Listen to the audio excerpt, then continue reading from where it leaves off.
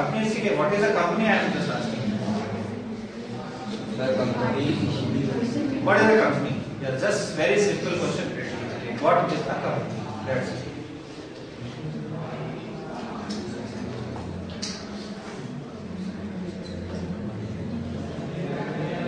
Yes, anyone?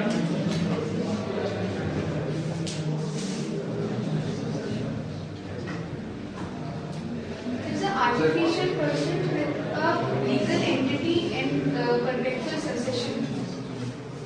Anyone else? The company is an artificial person which is formed by group of person or few persons to carry out their operations. Okay, just see this video very carefully and very keenly listen to it, because I don't have speakers to make you.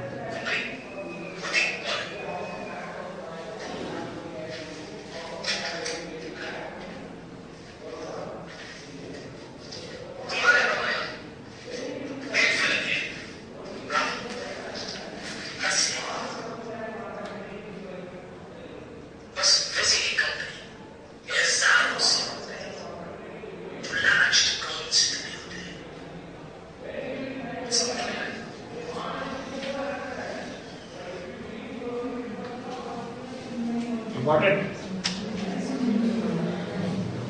हमारे रामायण में एक villain है रावण, 10 सिर वाला. ऐसे ही company से हजारों सिर होते हैं जो गलत की गोंद से जुड़े होते हैं.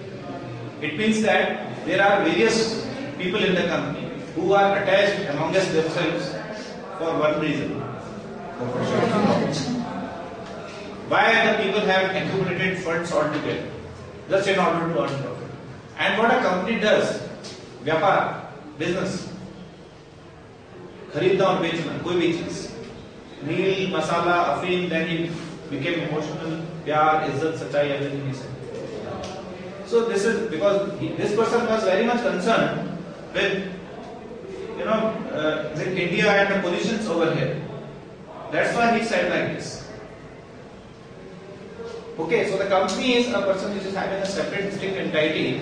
That's why when the interest of the shareholders or interest of the debenture holders are getting affected, they file a suit against for the dissolution of the company in order to get their benefits. Why? Because company is having distinct entity from all these persons, and these all persons will first think of their own profits. That's why a winding up or a dissolution occurs when it is a partnership firm. Winding up is a word used for companies. So winding up occurs, or you can say petition for winding up is passed by the creditors.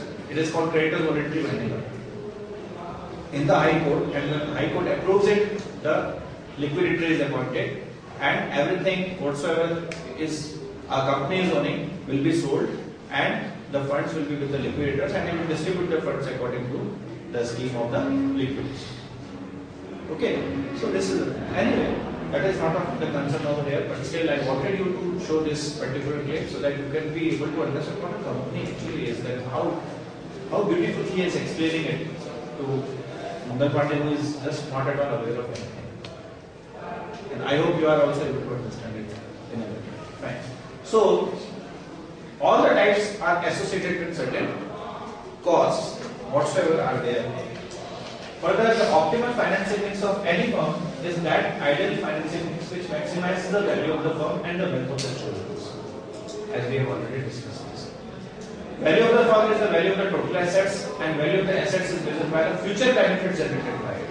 Value itself can be defined in many forms. It can be book form, it can be market value, it can be liquidating value, fair reasonable value, going concern value. So these are the various forms in which value can be studied. Basically, we are concerned with the first one, particularly for the purpose of cost of capital, that is book value and the par value. Okay.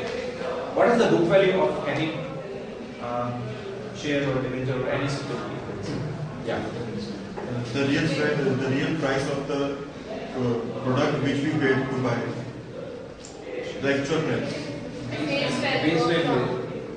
Book value. What else? No, not the face value. Book value of any security is the value at which it is recorded in the books of accounts of the company. Okay. It is recorded at which it is recorded at the books of accounts of the company. In the same way, market value is the present price at which that particular security is floating in the market.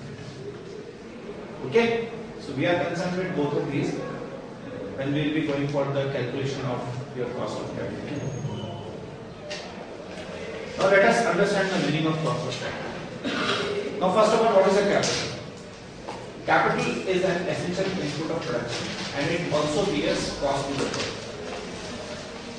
If you remember the sources of production, or you can say the factors of production you might have studied in economics, capital is one of them. Okay, so it is one of the input to the production. Under capital expenditure, the sheer cost of capital assesses the profitability of long-term investment justified the adoption by the firm by comparing it to its cost. That's what Vanya said at the time of when I was asking you about cost of capital. So this is actually the work of cost of capital, what cost of capital does. Thus, after estimating the total funds required for operational activities and capital investments, the firm estimates the cost of capital to its cost. Means, if whatsoever we are doing means a capital is required to do any business, the cost associated with that capital should be less than what is generated by the business, or in other words, you can say the business must generate at least the cost of capital in order to justify that yes, it is a good business, or it is a feasible business, or it is a optimal business. Not optimal, but it is a feasible business. A person who is taking a loan, just take a very simple example. A person who is taking a loan of rupees 10 lakhs from the bank is paying 10% on it. At least he must earn 1 lakh rupees on it in order to pay at least the interest, not even the installment of the loan, but at least interest he should pay. Isn't it or not? So the cost of capital in this way has to justify that how much is the return coming out of the business. In the same way, this cost of capital is used as a discounting factor also when we are going for the investment. And this is also the reason why we use this as a discounting factor. The cost of capital is a minimum acceptable rate. That's why it is called that it is a minimum acceptable rate of return on funds or the capital employed by a company. This minimum acceptable rate of return is compensation for the time and the risk in use of the funds by the company. This minimum acceptable rate of return is what? It is compensation for time and the risk.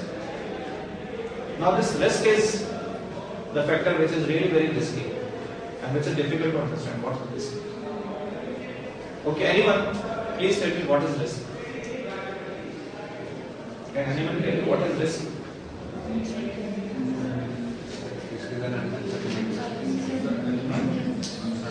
Probability of happening Probability of yes, inverse of that. What else? Anyone? So the uncertainty related to an event.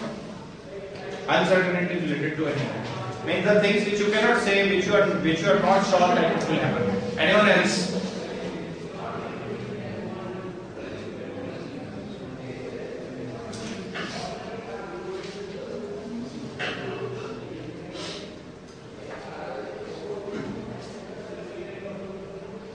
See this video very carefully. You will be able to learn what risk is.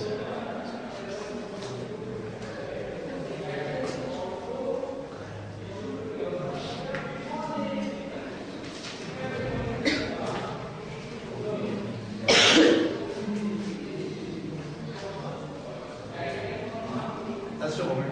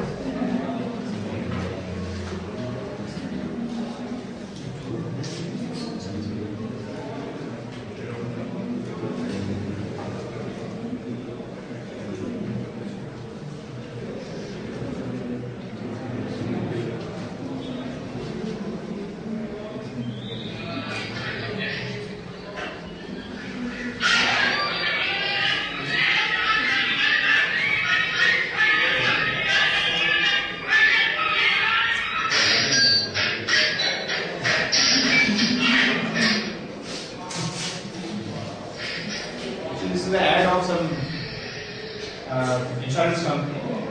This probability, this type of event cannot happen. Probability is very Bangkok Insurance. See this.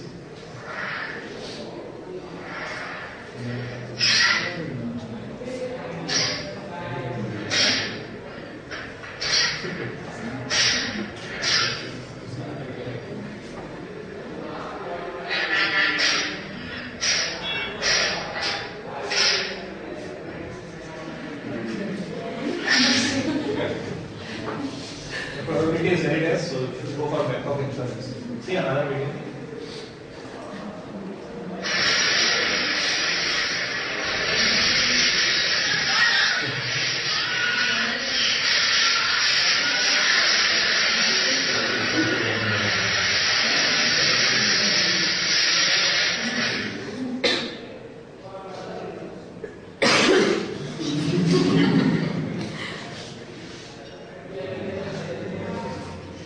Risk, uncertainty. Probability is very, very less. So this is what the risk is. So everything which is associated with risk, the probability of, if the probability of occurrence of an event is very, very low, it means you are not certain that the event will happen or not. And in business particularly, there are various n number of risks associated with it. So while we are going with the risk, now first most important, and you know why? There is always a premium of risk. You tell me one thing. A friend comes to you and borrows 1.5 lakhs from you. He is in need. And he says that you are having this money lying in the bank. The bank is paying you 9% interest. Please give me, I will use it. I will also pay you 9%. Will you give me? At 9%? Why? The bank is giving you 9%, he is also giving you 9%. What's harm in giving him?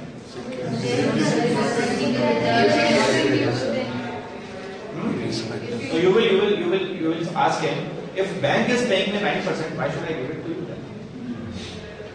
The other way around. And why you will give him? Yeah, if he says, okay, I will give you 12%.